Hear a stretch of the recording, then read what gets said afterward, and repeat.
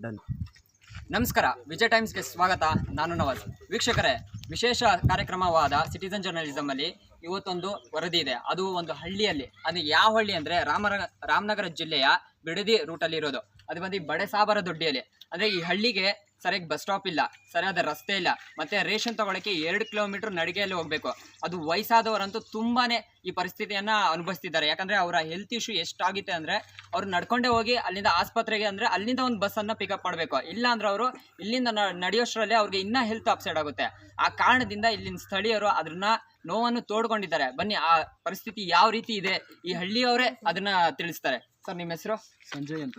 ಸಂಜಯ್. ಅಂದರೆ ಸರ್, ನಿಮ್ಮ ಹಳ್ಳಿಯಲ್ಲಿ ಏನೇನು ಪರಿಸ್ಥಿತಿ, ಅಂದರೆ ಯಾವ ರೀತಿ ಸರ್ಕಾರ ನಿಮಗೆ ಅವಶ್ಯಕತೆಯನ್ನು ಪೂರೈಸಬೇಕು, ಏನೇನು ಬೇಡಿಕೆಗಳನ್ನ ನೀವು ಇಡ್ತಾ ಇದ್ದೀರಾ? ಮೊದಲನೇದಾಗಿ ಸರ್ಕಾರ ನಮಗೆ ರಸ್ತೆನ ಕರೆಕ್ಟಾಗಿ ಮಾಡ್ಕೊಡ್ಬೇಕು.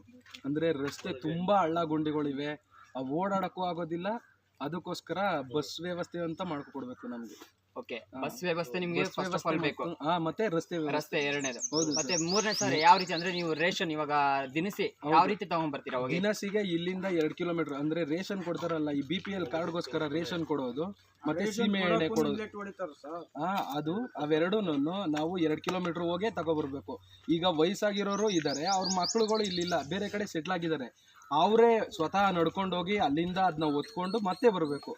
ಅದು ಮಾತ್ರ ತುಂಬಾ ಕ್ರಿಟಿಕಲ್ ಆಗಿದೆ. ಮೂಲಭೂತ ಸೌಕರ್ಯ ಅದೊಂದಂತೂ ಹೆವಿ. ಅಂದ್ರೆ ನಾವು ಇಲ್ಲಿವರೆಗೂ ಒಂದು 10 ಸಲ ಮನವಿ ಮಾಡಿದೀವಿ, ನಮ್ಗೆ ರೇಷನ್ ನ ತಗೊಬಂದು ನಮ್ಮೂರ್ಗೆ ಕೊಡಿ, ಅದ್ ಏನೇ ಆಗ್ಲಿ ನೀವೇ ಕೊಡಿ, ಆದ್ರೆ ನಮ್ಮೂರ್ಗೆ ಬಂದ್ ಕೊಡಿ ಅಂತ ಕೇಳ್ಕೊಂಡಿದೀವಿ, ಮನವಿ ಮಾಡಿದೀವಿ. ಆದ್ರೆ ಸರ್ಕಾರ ಇದ್ಯಾವುದಕ್ಕೂ ತಲೆ ಕೆಡಿಸ್ಕೊತಾ ಇಲ್ಲ. ಮತ್ತೆ ಈ ಸ್ಟೂಡೆಂಟ್ಗಳು 50 ಜನದಿಂದ 60 ಜನ ಇದ್ದಾರೆ. ಕೆಲವಷ್ಟು ಜನ ಯೂನಿವರ್ಸಿಟಿಲಿ ಓದುತ್ತಿದ್ದಾರೆ. ಇಲ್ಲಿದ್ದವರು ಚೆನ್ನಾಗಿ ಓದ್ಕೊಂಡು ಹೋದ್ರೆ ಅಲ್ವಾ ಅಲ್ಲಿಗೆ ಹೋಗಕ್ಕೆ ಸಾಧ್ಯ, ಅವ್ರವ್ರ ಗುರಿನ ತಲುಪೋಕೆ ಸಾಧ್ಯ. ಅದಕ್ಕೋಸ್ಕರ ಇಲ್ಲಿಂದ ಹೋಗೋಕ್ಕೆ 2 ಕಿಲೋಮೀಟರ್ ನಡ್ಕೊಂಡು ಹೋಗ್ತಾರೆ. ಅಲ್ಲಿ ಬಸ್ಗೋಸ್ಕರ ನಿಂತ್ಕೊಳ್ಳೋಕೆ ವೆಯ್ಟ್ ಮಾಡ್ತಾರೆ. ಅಲ್ಲೂ ಟೈಮ್ ವೇಸ್ಟ್ ಆಗುತ್ತೆ. ಆ ಟೈಮ್ ವೇಸ್ಟ್ ಆಗುತ್ತೆ. ಮತ್ತೆ ಬಸ್ಸಲ್ಲೂ ಕೂಡ ಸೀಟ್ ಇರೋದಿಲ್ಲ, ಸೀಟ್ ಇರೋದಿಲ್ಲ, ನಿಂತ್ಕೊಂಡು ಹೋಗ್ತಾರೆ, ಸುಸ್ತಾಗ್ತಾರೆ. ಮತ್ತೆ ಮಧ್ಯಾಹ್ನದ ಊಟ ಇಲ್ಲ. ಮಧ್ಯಾಹ್ನ ಏನಾದರೂ ಕಾಲೇಜ್ಗಳು ಬಿಡ್ತು, ಸ್ಕೂಲ್ ಬಿಡ್ತು ಅಂದರೆ ವಾಪಸ್ ಮತ್ತೆ ಅದೇ ಬಿಸಿಲಲ್ಲೇ ನಡ್ಕೊಬರ್ಬೇಕು. ಯಾವುದೇ ಇದಕ್ಕೋಸ್ಕರ ಬಸ್ ವ್ಯವಸ್ಥೆ ಅಂತ ತುಂಬ ವರ್ಷಗಳ, ಅಂದರೆ 15-20 ವರ್ಷ ಆಯಿತು ನಮಗೆ ರೋಡ್ ಮಾಡ್ಕೊಕೊಟ್ಟು. ಇಲ್ಲಿನ MLAಗಳು ಬರ್ತಾರೆ, ಎಲೆಕ್ಷನ್ ದಿನ ಬರ್ತಾರೆ, ಎಲ್ಲ ಆಗುತ್ತೆ, ಹೊರಟೋಯ್ತಾರೆ, ಆಮೇಲೆ ಈ ಕಡೆ ತಲೆನೇ ಹಾಕೋದಿಲ್ಲ. ಅಂದರೆ ಸರ್, ನಿಮ್ಮ ಹೆಸರು? ನಂದೀಶ್ ಅಂತ. ಅಂದರೆ ನೀವು ಯಾವ ರೀತಿ ಸರ್ ಇಲ್ಲಿ ಪರಿಸ್ಥಿತಿನ ಎದುರಿಸ್ತಿದ್ದೀರಾ? ಪರಿಸ್ಥಿತಿ ನಾನು ಒಂದು ಇದ್ದಾಗ ಈ ರೋಡಿಗೆ ರಸ್ತೆ ಟಾರ್ ಹಾಕಿದ್ದೆ.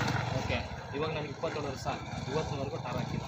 ಓಕೆ, ಅಂದರೆ ಬಸ್ ಸ್ಟಾಪೇ ಸರ್? ಬಸ್ ಸ್ಟಾಪು ಇಲ್ಲ. ಬಸ್ ಸ್ಟಾಪೇ ಇಲ್ಲ. ಹೇಳ್ಬೇಕಂದ್ರೆ ನಮ್ಮ ಮ್ಯಾಪಲ್ಲೇ ನಮ್ಮ ಊರ ಹೆಸರು ಸರಿಯಾಗಿಲ್ಲ. ಮ್ಯಾಪಲ್ಲೇ ಊರ ಹೆಸರು ಸರಿಯಾಗಿಲ್ಲ. ಎಲ್ಲೋ ಒಂಥರ ಮೂಲೆ ಕೊಟ್ಟಿದ್ದಾರೆ ನಮ್ಮ ಊರ ಹೆಸರನ್ನ. ಓಕೆ, ಯಾವ ಪಂಚಾಯತಿಗೆ ಹೋದ್ರೂ ಲಾಸ್ಟ್ ನಮ್ಮ ಹೆಸರು ಇರೋದು. ನಮ್ಮದು ಬಂದು ಕಗ್ಗಳಿ ಪಂಚಾಯತಿ. ಅಂದರೆ ಇವಾಗ ನೀವು ಬಸ್ ಸ್ಟಾಪು ಮತ್ತು ರಸ್ತೆ ಮತ್ತು ನೀವು ದಿನಸಿಗೆ ತಗೊಂಬರಕ್ಕೆ ಹೋಗ್ತಿರಲ್ಲ, ಅದ್ರ ಬಗ್ಗೆ ನೀವು ಯಾವುದಾದ್ರೂ ಒಂದು ಕ್ರಮ ಜರುಗಿಸ್ಕಂತ ತಹಶೀಲ್ದಾರ್ಗೆ ಏನಾದರೂ ದೂರು ಕೊಟ್ಟಿದ್ದೀರಾ? ಕ್ರಮ ತೆಗೆದು ನೀರಲ್ಲೆಲ್ಲ ಬಿದ್ದು ಫೋಟೋ ತೆಗೆದು ಎಲ್ಲ ರೀತಿ ನಾವು ಸರ್ಕಾರಕ್ಕೆ ಸಬ್ಮಿಟ್ ಮಾಡಿದ್ದೀವಿ. ಆದರೆ ಸರ್ಕಾರ ನಮ್ಮ ಬಗ್ಗೆ ಕೇರ್ ತಗೊಳ್ಳಿಲ್ಲ. ಮತ್ತೆ ನಾವು ಬೇರೆ ರೇಷನ್ ತರಬೇಕಂದ್ರೆ 7 ಕಿಲೋಮೀಟರ್ ಆಲ್ರೆಡಿ ಹೋಗ್ಬೇಕು. ಅದಕ್ಕೂ ಮತ್ತೆ ನಡ್ಕೊಂಡು ಹೋಗ್ಬೇಕು. ಅಲ್ಲಿಂದ ಆಟೋ ಇಲ್ಲ ಬಸ್ ಹತ್ತಿ ಹೋಗ್ಬಿಟ್ಟು ಅಲ್ಲಿಂದ ನಡ್ಕೊಂಡು ಬರ್ಬೇಕು ನಾವು. ಅಂದರೆ ಈ ಗ್ರಾಮದಲ್ಲಿ ಎಷ್ಟು ಜನ ಇದ್ದಾರೆ ಸರ್ ಟೋಟಲ್? ಗ್ರಾಮದಲ್ಲಿದೆ ಒಂದು 100 ಮಂದಿ, ತುಂಬ ಜನ ಇದ್ದಾರೆ. ಒಂದು 100 ಮನೆ ಇದೆ. ಅಂದರೆ 100 ಮನೆಗಳಿವೆ. 100 ಮನೆ ಇದೆ. ಅಂದರೆ ಒಂದು 2000-3000 ಜನ ಇರ್ತಾರೆ ಸರ್? ಇದ್ದಾರೆ. ಅಂದರೆ 2000-3000 ಜನ ಇಷ್ಟು ಇದ್ರೂ ಇಲ್ಲಿ ಒಂದು ಬಸ್ ವ್ಯವಸ್ಥೆ ಇಲ್ಲ. ಅಂದರೆ ಇದ್ರ ಬಗ್ಗೆ ಯಾರೂ ಕ್ರಮ ತಗೊಂತ ಇಲ್ಲ. ಬಸ್ ಹಾಕ್ಬೇಕಂತ ಯಾರು ಕೇರೆ ಮಾಡಿಲ್ಲ ನಮ್ಗೆ. ಬರ್ತಾರೆ ಮೊನ್ನೆ ನಮ್ಮ ಇವರು ನಮ್ಮ MLA ಮೇಡಮ್ ಅವರು ಅನಿತಾ ಕುಮಾರಸ್ವಾಮಿ ಮೇಡಮ್ ಮೊನ್ನೆ ಬಂದಿದ್ದಾರೆ. ಅತ್ತೆ ಮನೆಗಳೇ ಬರೋ ಥರ ಬಂದು ಆರಾಮ್ಸೆ ಒಂದು ವಿಸಿಟ್ ಹಾಕೊಂಡು ಮತ್ತೆ ವಾಪಸ್ ಹೋಗಿದ್ದಾರೆ. ಏನು ಒಂದು 10 ನಿಮಿಷ ನಿಂತು ಏನು ಸಮಸ್ಯೆ ಏನು ಕೇಳಿಲ್ಲ ನಮ್ಮನ್ನ.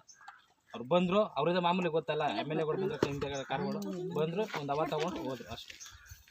ನಮ್ಮ MLA ಅವ್ರು ಮಾಡಿದ್ರೆ